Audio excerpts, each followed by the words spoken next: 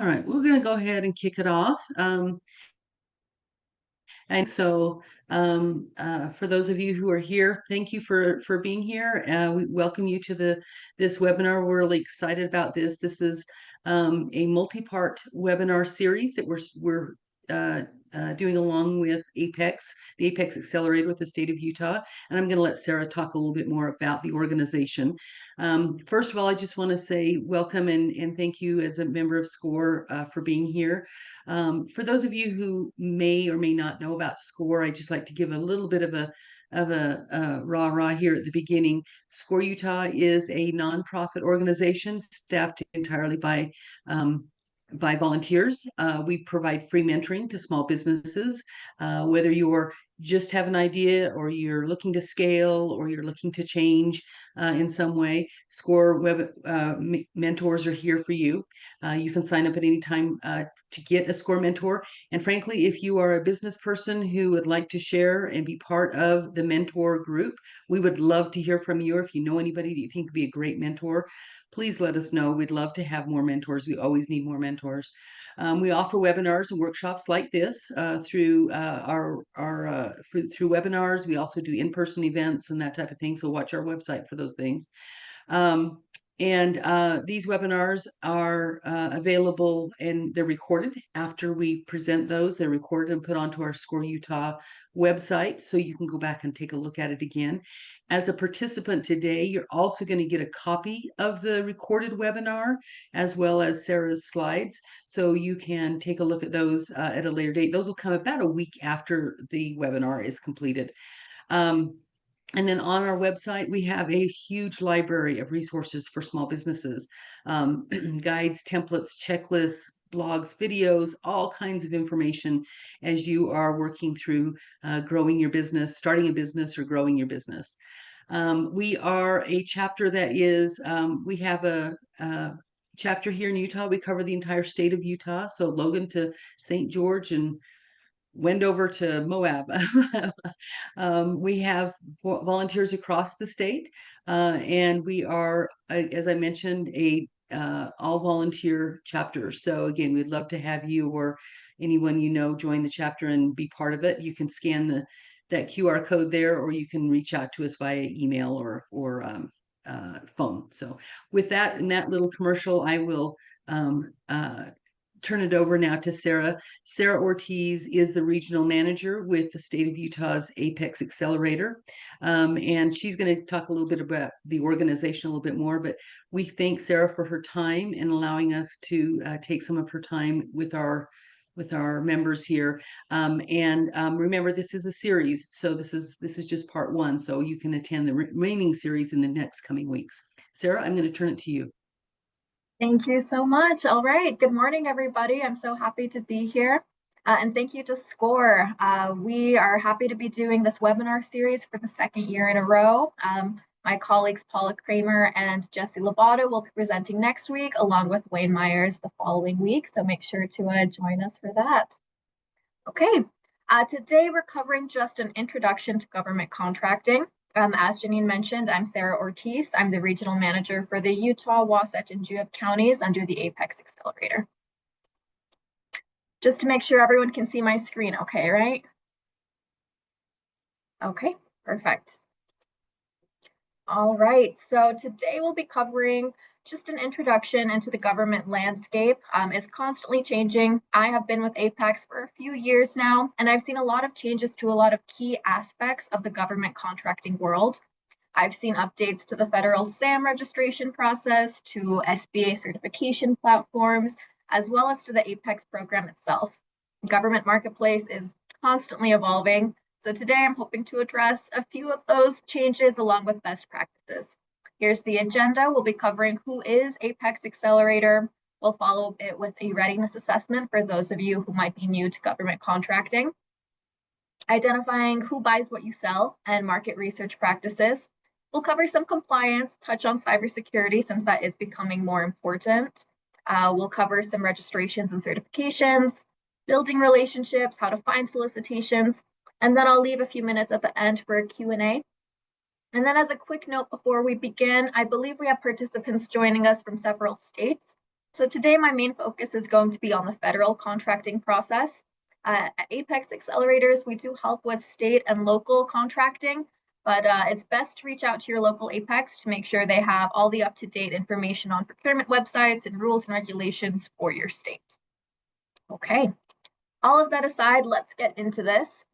Who is Apex Accelerator? We were actually formerly known as PTAC. A few of you might have heard our previous name, the Procurement Technical Assistance Center.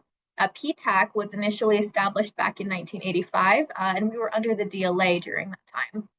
About 2 years ago, we underwent a major change and we moved under the Department of Defense Office of Small Business Programs.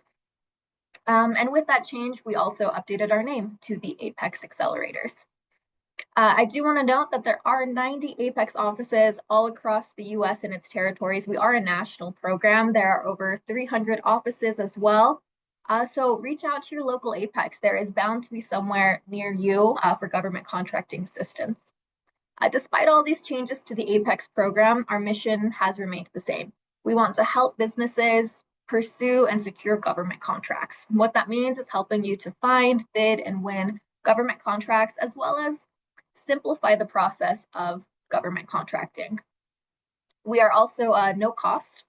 We are fully funded through the Department of Defense Office of Small Business Programs, and for the state of Utah, we're also under the Utah Governor's Office of Economic Opportunity. And you can see here on this map of Utah, for those of you based in Utah, we split it by counties, so every county has its own regional manager. For those of you outside of the state of Utah, you can follow this link. These slides will be sent out later, and you can find the closest Apex office near you. Okay, again, for those of you in Utah, I'm sorry I am biased towards the Utah information. This is our staff. Take a look, and if you are based in one of these counties, this is how our regional managers are separated. Again, I cover Utah, Wasatch, and Juab. Next week, Paula Kramer, who covers Salt Lake County, will present, along with Jesse Lobato, who covers several of the eastern counties, including Carbon, Emory, Duchesne, and a few others. Okay, let's move on to our services.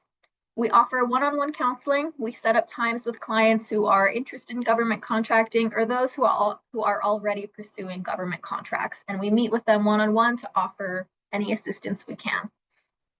We do registration assistance. So for those of you who are registering in SAM, the System for Awards Management, and are looking to get a UEI into Cage Code, we can help.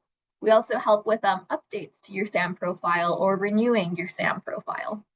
SAM is not just for government contracts as well. For those of you who are looking for federal financial assistance, that might require SAM registration, and we can help with that as well.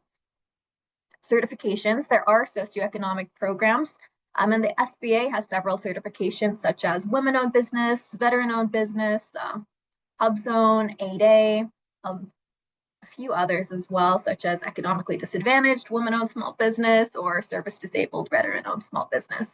So there are several SBA certifications that we can help you register for and navigate that application process.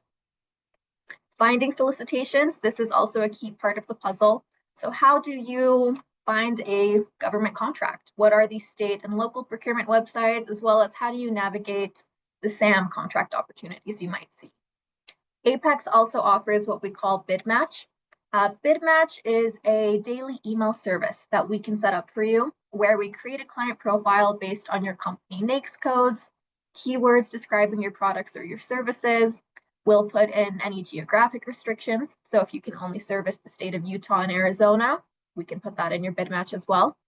And bid match will then go ahead and scour various procurement websites to find opportunities that match your company. And that way you have a daily curated list of what's open and available to you. So it's a great time saver. It's free to set up for us in Utah.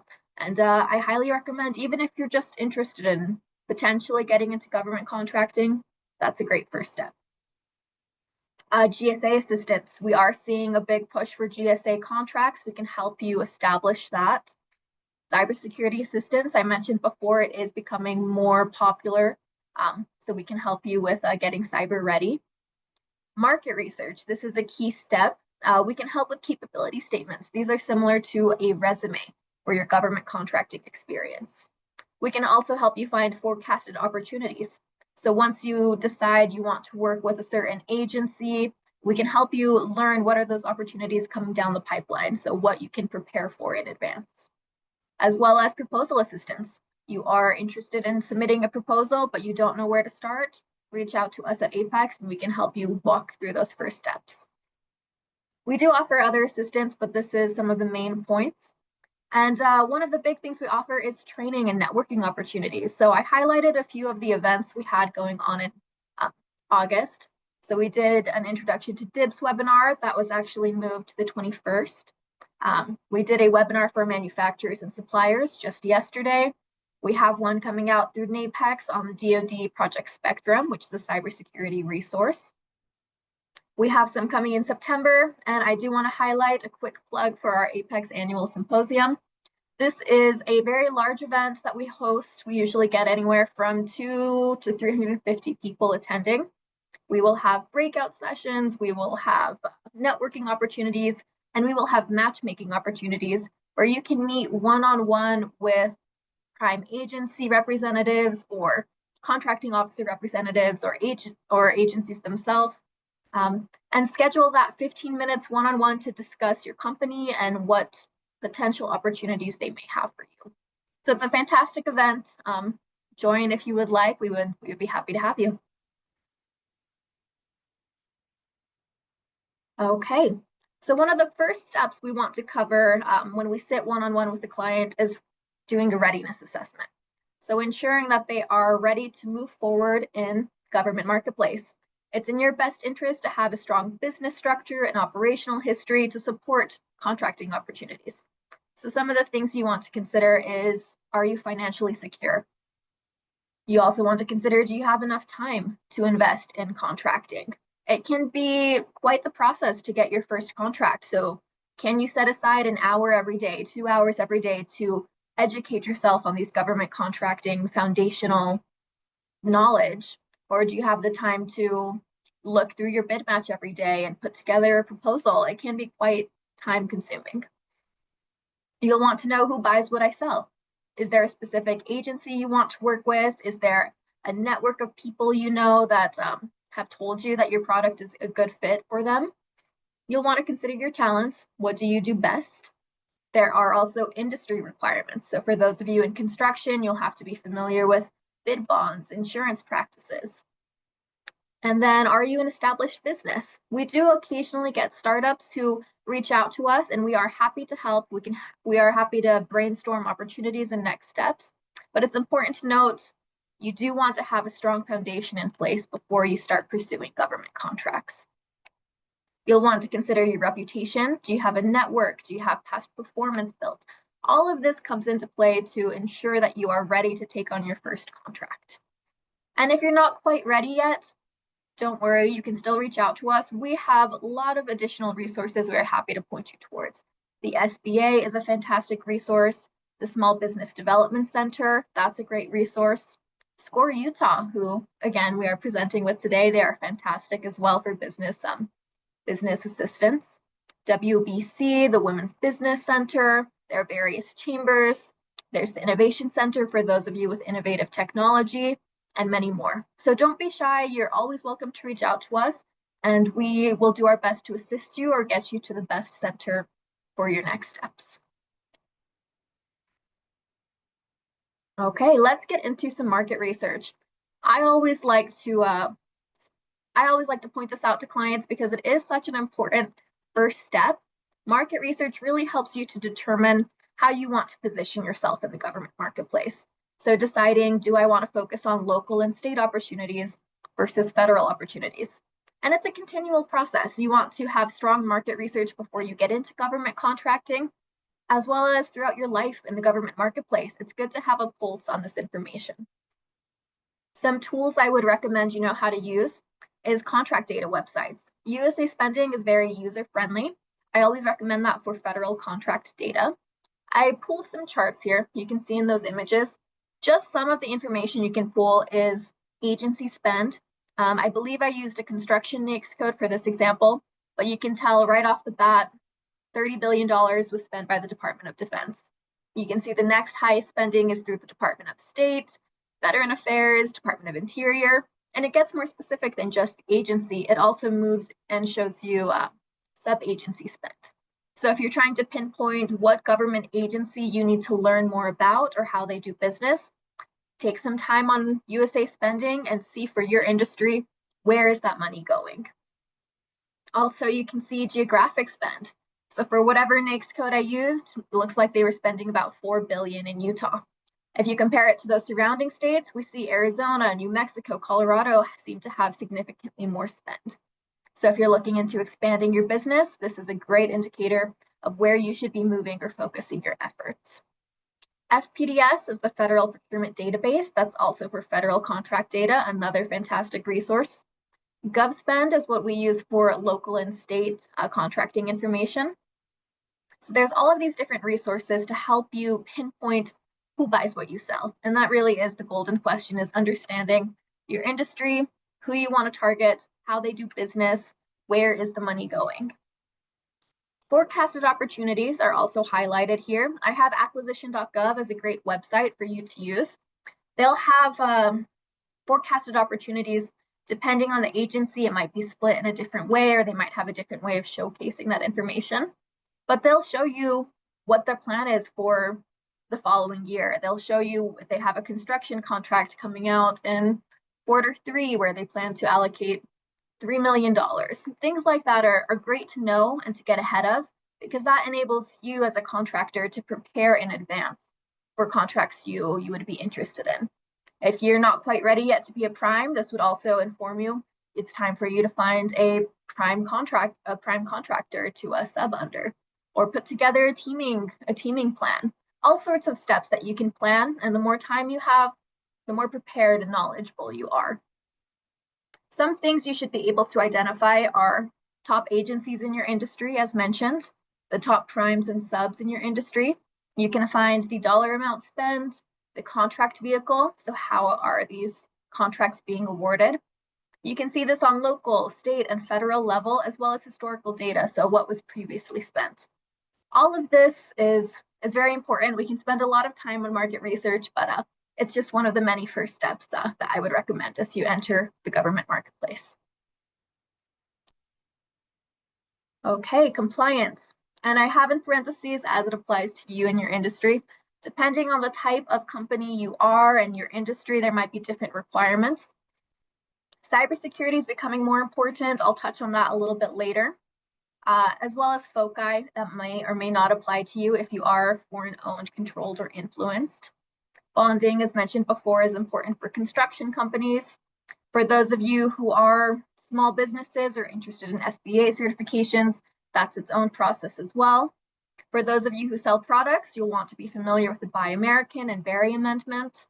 Again, those of you in construction, be aware of the Davis-Bacon Act, as well as other local, state, or federal laws as they may apply. These are all just good practices as you start looking at contracts to check the requirements and make sure that you are in compliance before you even begin preparing. I also have down there accessing the online FAR. FAR is the Federal Acquisition Regulations. They have an online version where you can look up each individual clause and get more information. A lot of contracts you'll see will have incorporated clauses, so it's good to know how to access the online FAR and really look into what it is you are agreeing to. Okay, more on cybersecurity. So there is a growing emphasis on cybersecurity practices, particularly if you're interested in working with the Department of Defense. So we see here that a FAR 52.204-21, that's going to cover basic safeguarding of covered contractor information systems. Essentially, this is about 15 different practices or procedures that they have deemed to be basic safeguarding practices. I have a few of them listed here, but limiting information access to authorized users, limiting physical access to IT systems, authenticating the identity of users. Regardless of if you are pursuing a DoD contract or a federal contract, these basic safeguards are really important for any business to protect sensitive information, to reduce risk, and to strengthen your credibility. So I do highly recommend at least taking a look at these 15 practices. and just make sure that you're in compliance. It's in your best interest to have these. More on cybersecurity. So we are seeing CMMC level 1, that's the cybersecurity maturity model certification. Quite a few of our clients have come to us for assistance with this. Essentially, it's a self-assessment that's focused on the protection of FCI, that's federal contract information.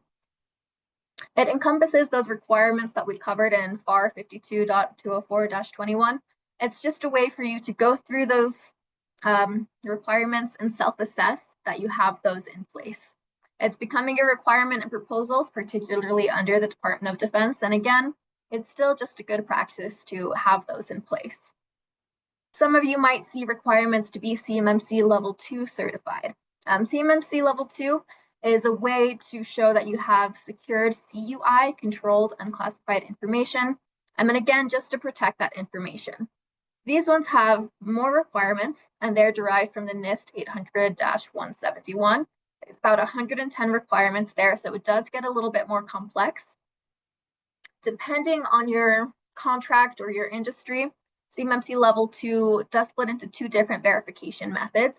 One of those levels does accept a self-assessment similar to CMMC level 1, but a lot of them will require an assessment by a third party every 3 years. So be aware of that. If you are in an industry that handles more classified information, CMMC level 2 might be something you need to look into and prepare for in advance. CMMC level 3, we won't get into that. If you do need to be CMMC level 3 certified, you would know, and it does get quite a bit more complex. SPURS. SPURS is the database to self-assess and submit your scores. So you'll want to be comfortable navigating the SPURS website. And again, it's just a way for agencies to identify, assess, and monitor your cybersecurity compliance. JCP certification. This is going to mostly apply to those of you in the manufacturing sector. So if you are looking to view sensitive, unclassified information, and that can include things like blueprints or drawings for whatever materials you may be working with, you'll need to be JCP certified or you don't have access to that information and you can't submit a bid if you don't have that information. So JCP certification is also important. All of these cybersecurity practices help to safeguard data and maintain your eligibility and competitiveness. So if you are in an industry where you're seeing these requirements, feel free to reach out to Apex. We're happy to talk about these steps in more detail. Cybersecurity does get a bit complex, so there are some resources I do want to point out that are there to help ease this process. Project Spectrum is a DoD-sponsored resource that can help you find the latest cybersecurity news, updates, resources, as well as training. Some of the things that they will cover in Project Spectrum is CMMC, NIST 800-171, FOCI, and a few others. It contains some tools to help you with this process as well, and it's at no cost to you. So it was designed to help contractors improve and prepare for compliance. And it, again, builds your readiness and strengthens your position in the government marketplace. I do want to highlight the Utah Apex. We do have a subject matter expert on our team, Tom Gerke. He's fantastic. And we're happy to send referrals over for those of you who do need cybersecurity assistance. And Gavology, that's a learning platform that we work with that provides no cost training to any of our clients who are interested in learning more about the government marketplace. I highlighted some of these trainings they have on cybersecurity specifically, but Gavology does have a whole library of different webinars and training resources that can be very helpful. And again, it's all at no cost to you. So if you're interested in attending any of those courses or live webinars that they have, you can contact your regional manager for the free client code. And those are good for a year. In 2026, we'll have a new client code and just reach back out to us. We're happy to provide that for you. Okay, registrations and certifications. One of the most important ones in the federal marketplace is going to be your SAM registration. So that's going to be the System of Awards Management. And it's a way for the government to identify that your company is existing and eligible for government contracts. You'll need to be assigned a UEI, a unique entity identifier, a CAGE code, commercial and government entity code, as well as remain in active status. To be active, you have to update your SAM profile at least annually. You'll want to identify your NAICS codes. For those of you unfamiliar with NAICS, these are 6-digit codes that describe an industry. Small business status. Some of you might see things on a small business certified company, or if you're interested in certifications, you'll see that it says woman-owned small business.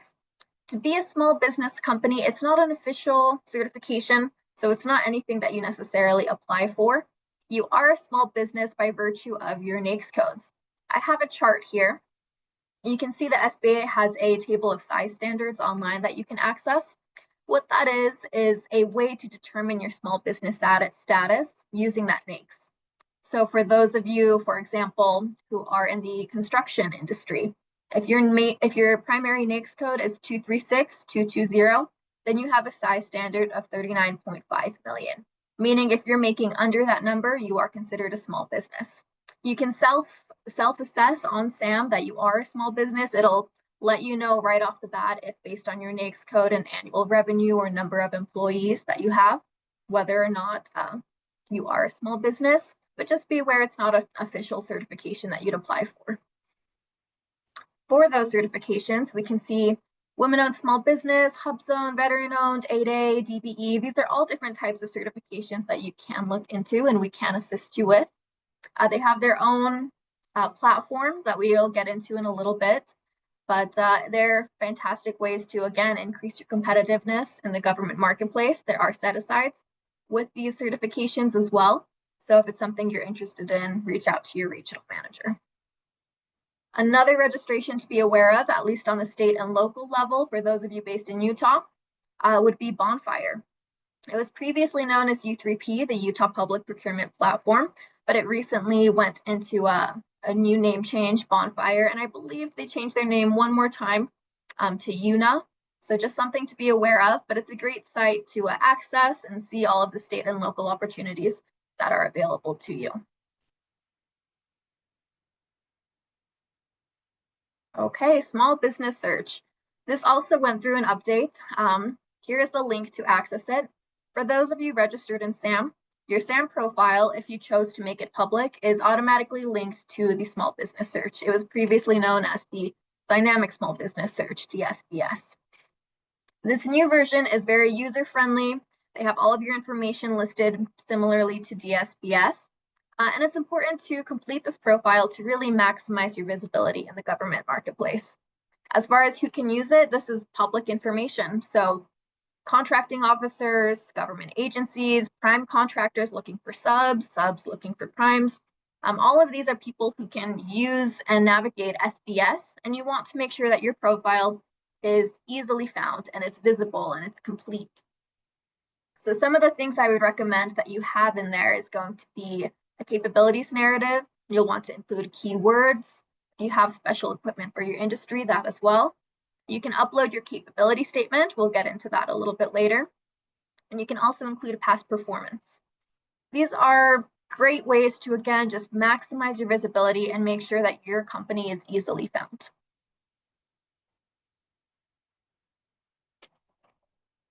Okay, capability statements. This is a great way to really market your company. They're compared often to a resume, essentially your resume for government contracts, and it's a promotional living document. What that means is you should be constantly updating your capability statement. You can have multiple versions of your capability statements.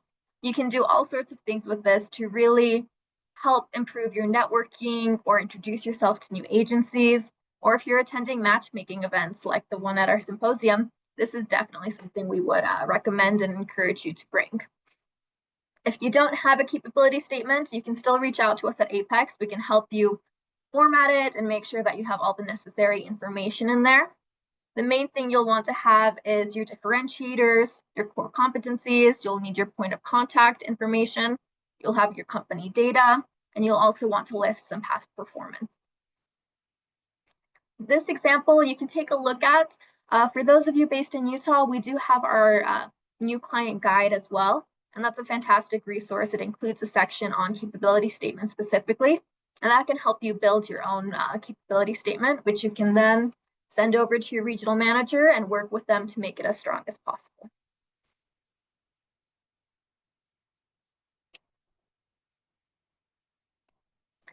Okay, finding solicitations.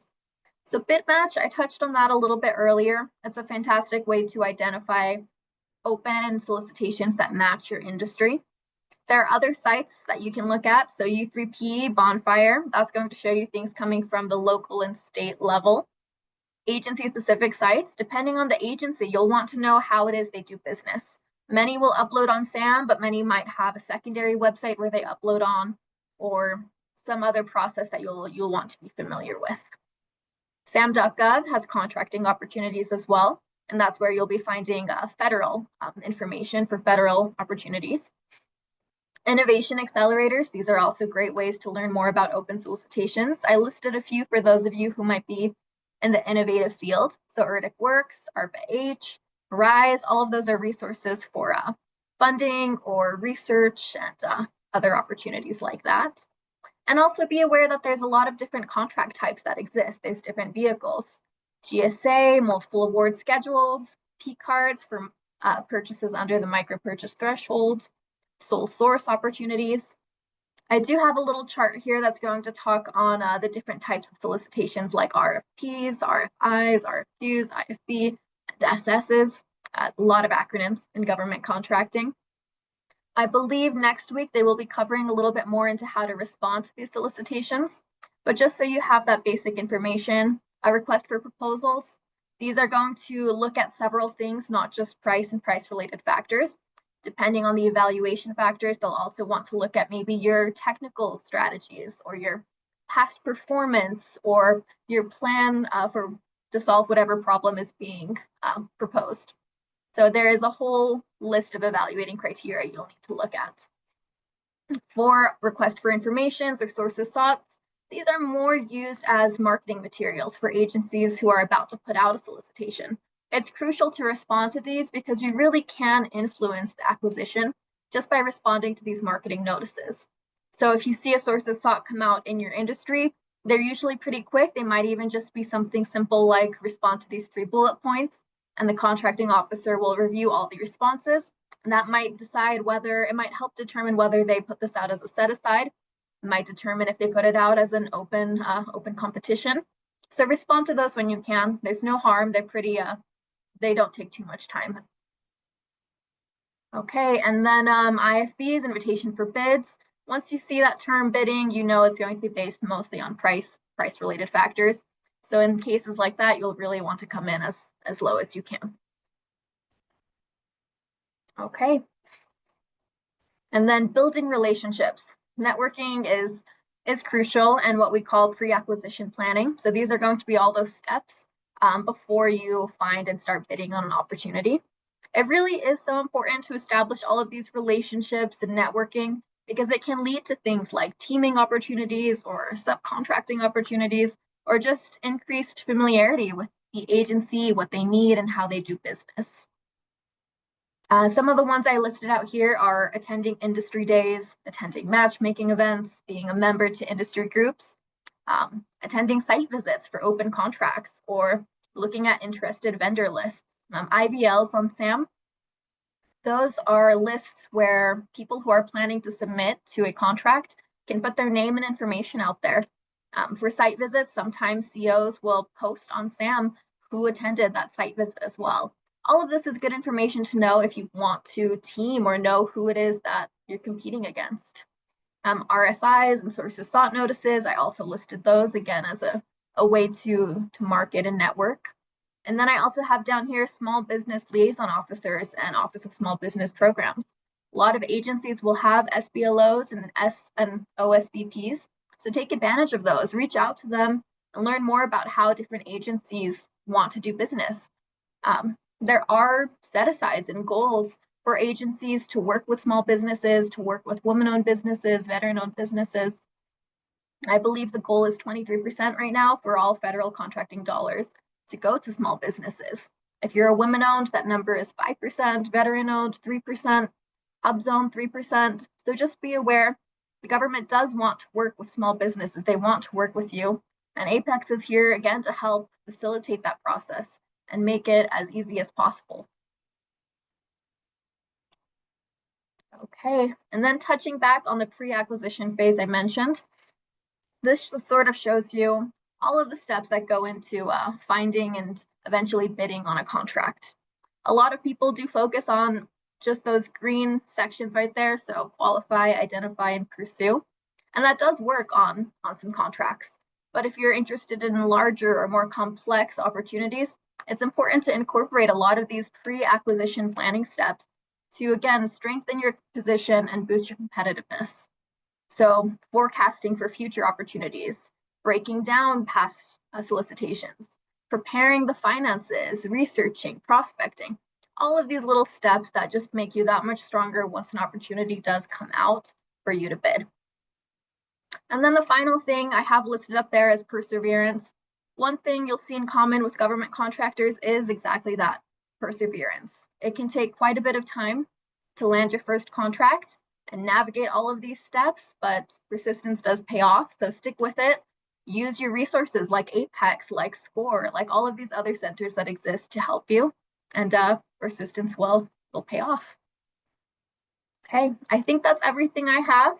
I'm happy to take any questions or comments, and we'll go from there.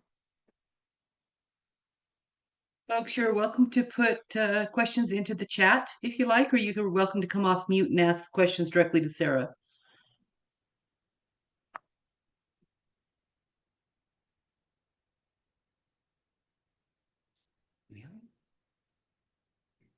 I don't see anything yet. That was a lot of good information, Sarah. That was, and I love the fact that as a small business, I can reach out and actually get some one-on-one help with you guys directly to help navigate the federal contracting world. Yeah, absolutely. The regional managers, we do that one-on-one counseling. So even if you just have a question or you're interested in reaching out to Yeah. us, we're always happy to help. Dawn, hang on just a second. We've got a couple questions coming in. Jacqueline's asking, how does Apex make dollars if there's no cost to us? Yeah, so we're actually fully funded through the Department of Defense, OSBP, as well as the US or the Utah Governor's Office of Economic Opportunity. So it's a nonprofit. We're fully funded. Our main goal, again, is to just help bring small businesses into the government marketplace, because that boosts all sorts of things for the state, for the nation. It's a great program. Great. Jessica's asking, you mentioned you need to be financially secure. What does that mean? Yeah, financially secure in the term that government contracting takes quite a bit of a time investment for one. So making sure that your business can still exist while you're putting in resources and time into government contracting, as well as once you do get a government contract, you might not know the pay schedule, you might not get fully paid until the job is done. So making sure your company can run and run effectively while you're still navigating all these other steps, that's important as well. Okay. Lindy's asking, is CMMC level 1 required to be on the GSA schedule?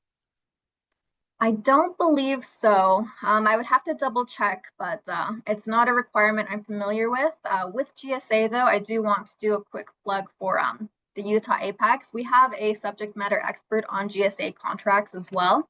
So if you are interested in getting on GSA, reach out to Apex. We're happy to start a referral process and make sure that you have all the help you need to get that in place.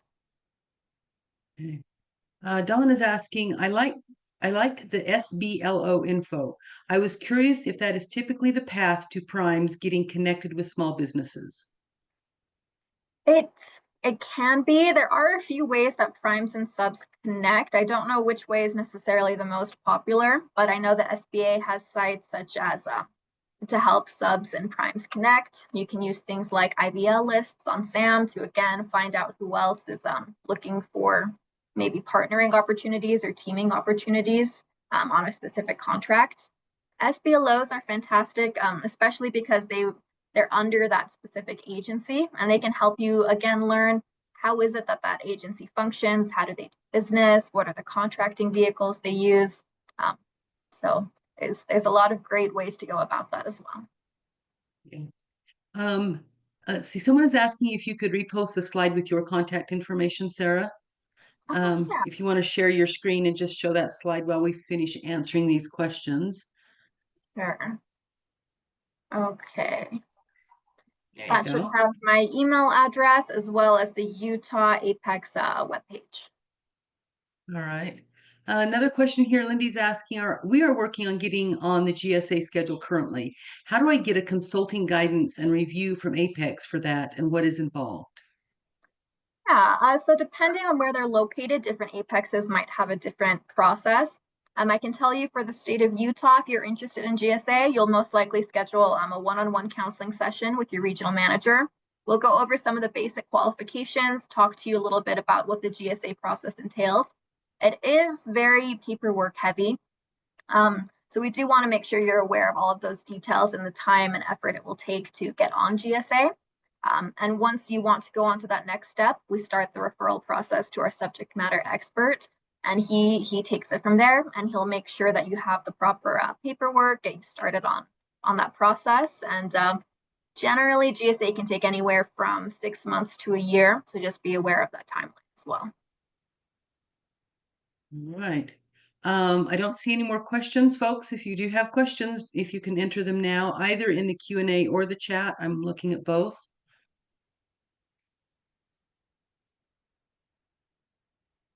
Okay. I don't see. I Oh, wait, do here's another see one. one in the Um, chat. Oh, go ahead.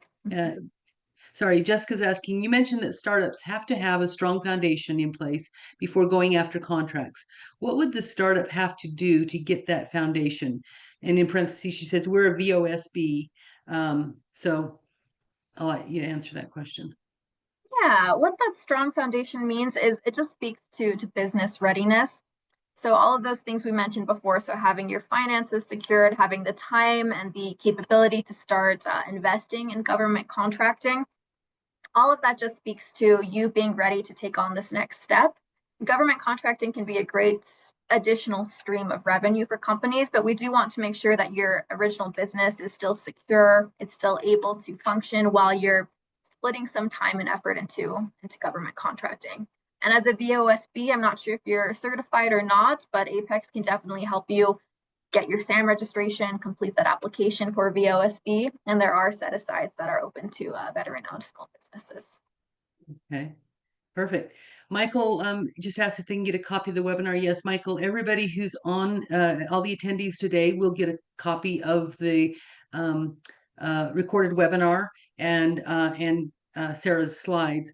Also, this recording will be on the SCORE Utah website, archived on there in the future. So after about a week or so, you'll see it. So if you need to see it again, we will put it onto the website. Um, see another question from Lindy. We are working on getting on the GSA schedule currently. How do I get a consulting guidance and review from Apex for that and what is involved? I think we answered that.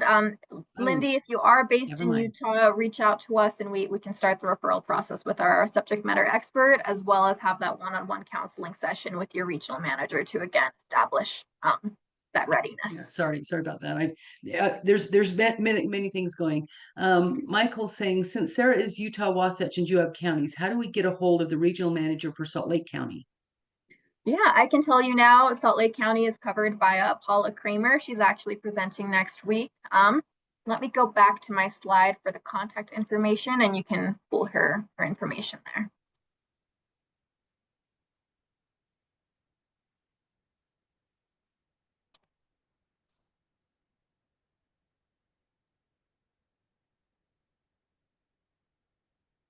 Okay, it looks like her contact isn't on there, but it's just going to be pkramer@utah.gov, and that's how everything is spelled with her name right here. Okay.